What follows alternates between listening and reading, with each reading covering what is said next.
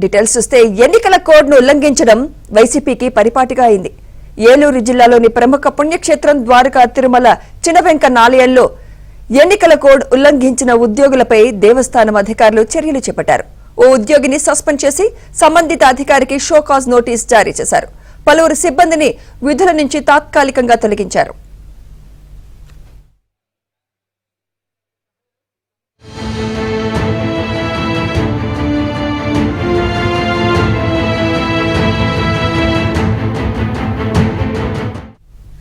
ద్వారకా తిరుమల దేవస్థానం కేశఖండనంలోని TTD trust board సభ్యుడు సిద్ధవటం యానాదయ్య ఆధ్వర్యంలో YCP సిద్ధం పేరుతో ముద్రించిన కరపత్రాలను అక్కడ విధులు నిర్వహిస్తున్న క్షురకులకు పంపిణీ చేశారు.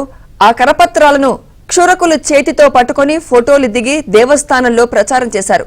ఎన్నికల కోడ్ అమల్లో ఉన్న నేపథ్యంలో ఓ పార్టీకి చెందిన కరపత్రాలు పంపిణీ చేయడం పట్ల స్థానిక భక్తులు ఆగ్రహం వ్యక్తం చేస్తున్నారు. అయితే ఘటనపై స్పందించని ఆలయ ఈవో త్రినాథరావు కేశఖండనశాల సూపరింటెండెంట్ ను సస్పెండ్ చేస్తూ ఉత్తర్వులు జారీ చేశారు. అంతేకాక సంబంధిత ఏఈఓను సంజాయిషీ కోరుతూ షోకాజ్ నోటీస్ జారీ చేశారు. అలాగే కేశఖండనశాలలో వైసీపీ కరపత్రాలను చూపుతూ ఫోటోలు దిగిన క్షురకులను తాత్కాలికంగా వీధుల నుంచి తొలగించినట్లు ఆలయ ఈవో త్రినాథరావు తెలిపారు.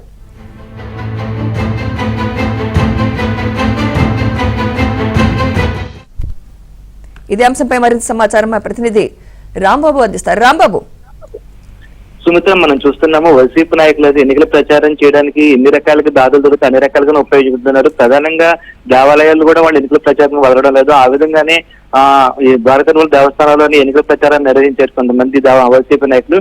ద్వారకా తిరుమల ట్రస్ట్ బోర్డు సంబంధించిన సభ్యుడు సిద్ధవట యానాదయ్య ఈ రోజు ఉదయం ద్వారకా తిరుమల ఆలయంలోని కేశఖండనశాలలో ప్రచారం చేశారు. ప్రధానంగా వైసీపీకి సంబంధించిన కరపత్రాలు ఏవైతున్నాయో ఆ కరపత్రాలు అక్కడ ఉన్న క్షురకులకు అందజేశారు. ఆ తర్వాత వైసీపీకి ఓటు వేయాలని చెప్పేసి ఆయన ప్రచారం చేశారు. దాంతో అక్కడ ఉన్న కొంతమంది క్షురకులు ఎవరైతే ఉన్నారో ఆ కరపత్రాలు తీసుకుని వాళ్ళు కూడా ఫోటోలు తీయడం జరిగింది. అయితే ఈ సంఘటనపై అక్కడ ఉన్న కొంతమంది స్థానికులు ఈ ఆలయ ఈవో దృష్టికి తీసుకెళ్లారు. ఆలయ ఈవో వెంటనే స్పందించి అక్కడ విచారణ జరిపించారు. విచారణలోని అక్కడ ప్రచారం నిర్వహించినట్లుగా తెలియదు. దాంతో కేశఖండనశాల సూపరింటెండెంట్ సస్పెండ్ చేశారు. అదేవిధంగా దానికి ఇన్ఛార్జిగా ఉండి ఏఈఓకు షోకాజ్ నోటీస్ ఇచ్చారు.